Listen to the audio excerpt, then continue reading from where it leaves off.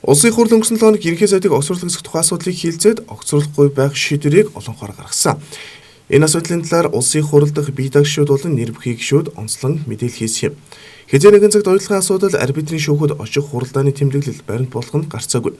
Нөгөө талдаа энэхүү огцруулах асуудалтай холбоотой ард түмэн ойлгохын талаар үнэн бодиттой мэдээлэл болсон. Үр дүнтэй хуралдаан болсон гэдгийг нэр бүхий гишүүд зохон тэмдэглэж байна. Мөн ерөнхий сайдыг огцруулах шийдвэрийг улсын хурл олонхоор гаргах боломж байсан. Гагцхүү эрх баригч хүчин гишүүдэд тойргоор нь барьцаасан. Нөгөө талаас шударгаас эвсэл албан тушаалын барьцаа хийж гишүүдэд батсан. Тийм учраас энэ засгийн газрыг барьцаатайгаар ихээхэн хүнд нөхцөлд үлдсэн гэж тодтогчээ.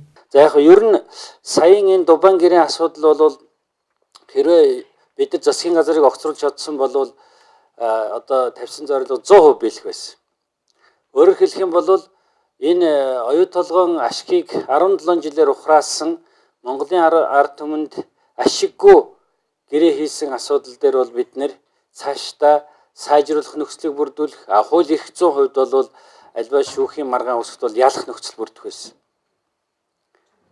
За гэхдээ өнөөдөр их хурлын гишүүдийн 40 гаруй хувь нь бас одоо Дубан гэрээг дэмжихгүй санал өгж байна гэдэг чинь өөрөө цаашдаа бол бид нэр энэ Дубан гэрээгээр маргаан үүсгэж бол бас их хурлын одоо өндөр хувь нь энэ гэрээг эсэргүүцэж байсан байна гэсэн ийм одоо эрх зүйн баримт үлдэж байна. Хамгийн одоо бидний урдаа барих баримт ч хэрвээ бид нар асуудал үүсээд арбитрийн шүүх рүү явдаг юмаа гэхэд за одоо баримтуудаа аваад иргээ баримт цуглуулна ш. Тэгэхэд хамгийн том үндсэн баримт бол хөрөнгө оруулалтын гэрээ байхгүй.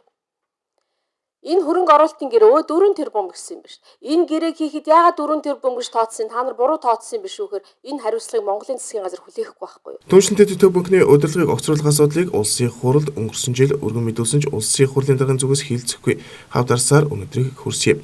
Тиймээс цаашид энэ асуудалтай холбоотой улсын хурлын даргад анхааруулга өгсөн байна. Хэрвээ асуудлыг хилцэхгүй бол үндсэн хуулийн зэсэд хандна гэдгээ энэ үеэр зохон тэмдэглэсэн.